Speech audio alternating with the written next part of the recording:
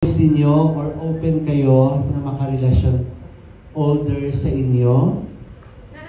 Kiko, kay Tart naman halimbawa or kina Beauty halimbawa younger naman sa inyo? Older sa Panay? Older? Yes po, kasi wala naman. Or na-experience mo ba ito, Kiko? Hindi pa naman. Hindi pa. Pero pwede ka mag-love sa mas older sa'yo? Possible po, kasi wala namang edad sa pag-ibig. So, kahit anong edad mo, or itsura, or anong kasarian mo, basta mahal mo isang tao, mamahal ka ng tunay. Na-experience mo ba medyo in love ka or may in love sa'yo, younger sa'yo? Ito na nga. Charot. Ano? Kung mga ganitong edad, syempre, in-expect mo na, kung ka pa ng mas matanda, ano ba ito? Ganon. Pero sa experience ko, it doesn't really matter kung mas bata o mas matanda. Kasi I had a 17 years of relationship with a younger man, pero it didn't work out well then. So, nung yung 17 years yun, ha? 17 years. Oo. So, ganun talaga, nakakasawa. Charot. Nakakasawa ata kami. Tapos yung 11 years ko naman, same age kami.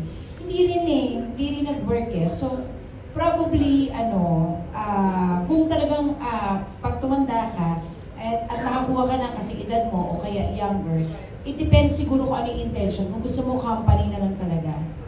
Lalo na if you're aging. Siguro doon masasabi mong may forever. And forever is not for everyone. I don't think it's for me. Oh. Pero ngayon ba? Ngayon I am single. Single. Pero open ka kung sakali. Yes! Oo. At companionship na ba? Mas more on companionship na ang gusto mo? Yes, I think so. Mas more Oo. companionship. Kasi wala na naman akong asin charot. Uy, hindi galingan mo sa performance. Charin. Kay Kelvin naman, nagawa na ninyo before ni Beauty, matipong gano'n. Ikaw ba, na-experience mo or kung hindi man open ka sa ganung klaseng relationship na mas older naman sa'yo?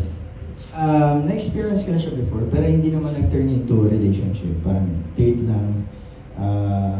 Na-realize ko rin naman na marami pa akong kailangan maintindihan in terms of relationship. Malalim kasi, pag pinasok mo yung isang relasyon, kailangan tanggapin mo kung ano man yung ihahain sa'yo ng relasyon na yun.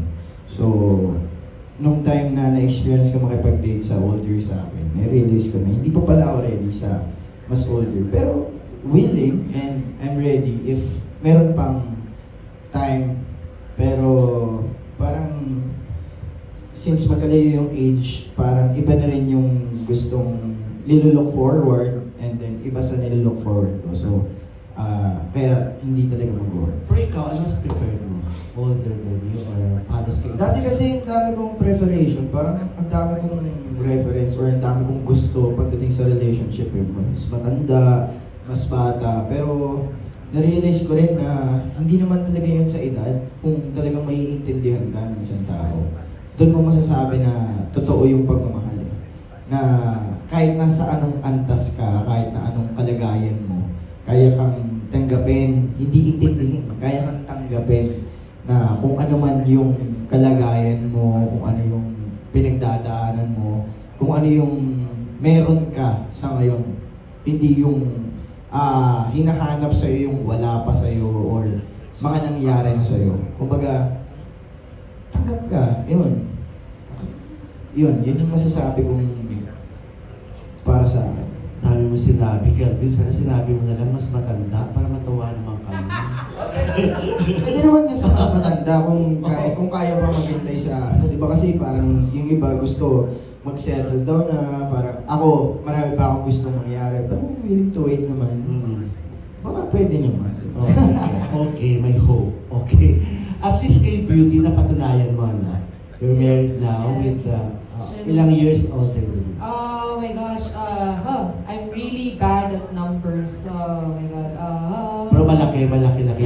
It's been, if I'm not mistaken, it's been 14 or 13 years together. Okay. Yeah. Mas okay yun para, of course, dahil married na nga kayo. Different seasons so, talaga. kamusta yung Different adjustment? seasons of love. May getting to know, naging casual, gano'n. But now, I can fully test na Norman loves me. And by the end of the day, that's what matters to me. And yun, accept niya yung situation ko. He wants me to fulfill my dreams and I couldn't ask anything for more. But yung biggest gift ko sa kanya is just respect. And if I have time, yun, todo talagang binibigay ko. And of course, respect din niya lalo na sa work mo. Oh yeah, grabe. I mean, bonus yun na medyo may edad na siya, siguro. Kasi nakakaintindi siya sa trabaho ko and he's an artist also. Naiintindihan niya yung work of line ko.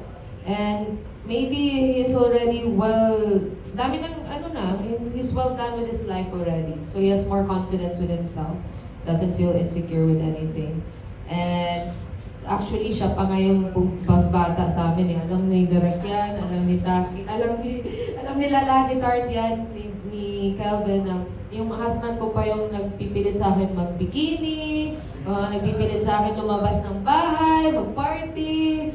Kasi ako yung tipo, ewan ko ba, parang pagod na ako lumabas. Even with my other friends, parang hanggang umaga lang. Pagdating ng hapon, ayoko na lumabas. Gusto ko umaga lang tayo.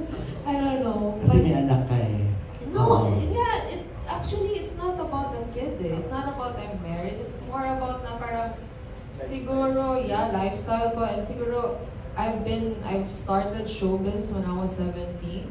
And I was independent, like I lived my life till I was 24 before I got married. So parang nagawa ko na lahat ng kalokohan gusto ko. And ngayon parang gusto ko na lang mag-enjoy, matulog, and spend my time with the people that I love most. Napag-usapan na Napakatanda, no? Napag-usapan ba yun ng husband mo na kung gusto niyong sundan? Yes, napag-usapan na namin and I made it clear many times na ayoko na.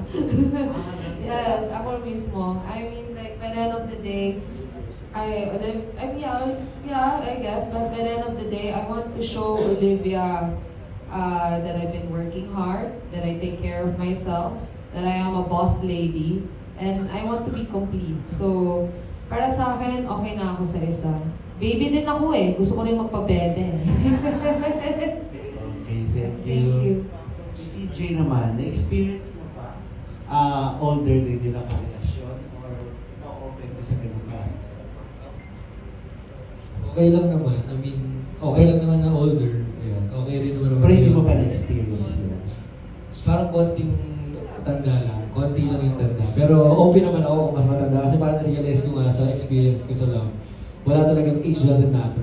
So kung sino yung mamamahal sa'yo, totoo ka pa sa'yo. Saka nakikita ko rin sa mga nakikita ko na may relationship na mas bata, mas matanda. Talagang actually mas wala eh. Walang basihan yung edad. Talagang pagmamahal talaga yung tinitingnan. And in the end of the day, kung masaya kayo, yun talaga yung importante. Thank you. How about you, Devon? Na-experience mo rin yun or ikaw open ka sa mas older din yun? Ako naman po, open naman po ako kasi for me, hindi kasi nababasa sa edad yung maturity eh. For me, as long as he is matured,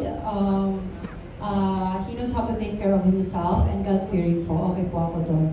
Lalo na sa part na God-fearing and of course, yung pag-aalaga sa sarili kasi, yun nga, mahirap ng dalawa yung aalagaan mo, yung sarili mo tsaka siya pa, di ba? So parang in all aspects sana sa buhay niya, marunong siya mag-alaga. Yun lang po. Thank you. How about you, Rihanna? Na-experience mo older than you or ikaw ba nandigaw sa'yo? Lalo na sa work niyo, di ba? Modeling, sa kanya ng parang dami may mga ganyan nagpapa. Oo, Siguro nagpapa. hindi ko na younger. Parang wala pa naman. Ay, hindi. Older than you. Kasi sorry. young pa Older naman. than me. Oo. Meron na po akong mga naka-date before na older than me. Pero katulad As in, ilang years yung hindi po, parang more of getting to know lang. Hindi Okay. naman po natutuloy sa relationship. Siyempre, I was open to get to know, other people. Hindi naman tayo suplado sa ganyan. Pero katulad ng sinabi po ni Devon, I agree with her. I feel like maturity is not based on age po talaga. So, ayun, as long as mature siya in all aspects, like what she mentioned, in all aspects, meaning emotionally, kaya niya akong intindihin, kaya niya akong pakinggan mentally, di ba? May matuturo siya sa akin, matututo ako sa kanya. of course, spiritually, and of course, physically, kailangan marunong din siya mag-alaga sa sarili niya. Kasi kung kayang alagaan ng isang lalaki sa sarili niya, mas lalo niyang kayang alagaan dapat yung babae, no? So, ayun, sa akin po, nakita ko na rin sa iba, may kaibigan ako na nagkatuluyan, nagpakasal sa younger than her, and it's working out. So, I think, katulad nga po nung sinabi nila Direk, nila Vinny, no? Wala naman talaga sa age yan. So, depende talaga how you guys would work it out in the relationship. Kasi at the end of the day, kayong dalawang nagtatrabaho dun sa relationship na yan. So, really give time to listen to one another and learn from each other how to be the better partner for that person. Okay. Oh, beauty queen talaga. Thank you. Let's go. June, you have a question?